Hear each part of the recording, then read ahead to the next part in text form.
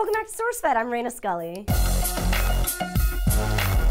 Your parents are great parents if they're involved in the Parent-Teacher Association. It shows they're actively taking an interest in their children's lives within the school, which probably leads to a better parent-child relationship, and therefore your kids won't turn into little barbarians. However, some competitive parents are a little too involved, and not so much for their kids' sake, and that's when things get ugly and dumb. Jill and Kent Easter attempted to frame a rival PTA parent, Kelly Peters, by planting Percocet, Vicodin, and weed in her car. The police received an anonymous tip, which later turned out to be the husband Easter using a fake name and an Indian accent, claiming that Peters is driving erratically and has a hidden bag of drugs in the car with her. How would one anonymous Indian man conclude that there's a hidden bag of drugs in a car that's simply driving erratically? I don't know. The police searched Peters' home and found no other contraband, and therefore figured out that she had been framed. Also, the police were able to trace the call back to a business center of a Newport Beach hotel, where Kent Easter was recorded by the hotel surveillance system while he was making the call. The reason the Easters tried to frame Peters was supposedly because Peters called the Easter's son slow and left him unsupervised at the elementary school on one occasion. Jill Easter tried to then file a restraining order claiming that Peters threatened to kill her, which was completely false and no one bought it. The Easters grew angrier and subsequently less stable and decided to exact revenge on Peters. Now I'm starting to believe that the Easters are the ones that were high. And get this, back in 2011, Jill Easter wrote a novel on how to commit the perfect crime titled Holding House. She literally wrote, "The crime shockingly simple and 100% possible, no one will get hurt and no way they can get caught." Right. Jill pleaded guilty and already served her jail time, but the prosecutors are still having trouble convicting the husband, who is an attorney, even though he is the one that physically planted the drugs and left the anonymous tip. He's supposedly blaming his wife for the entirety of the incident. What a dick. So friends, what's the craziest thing your parents have ever done at your school? Let us know in the comments section down below. Don't forget to hit that like and subscribe if you haven't already, and check out the annotation for all the other cool stuff we do. I'm Reina Scully.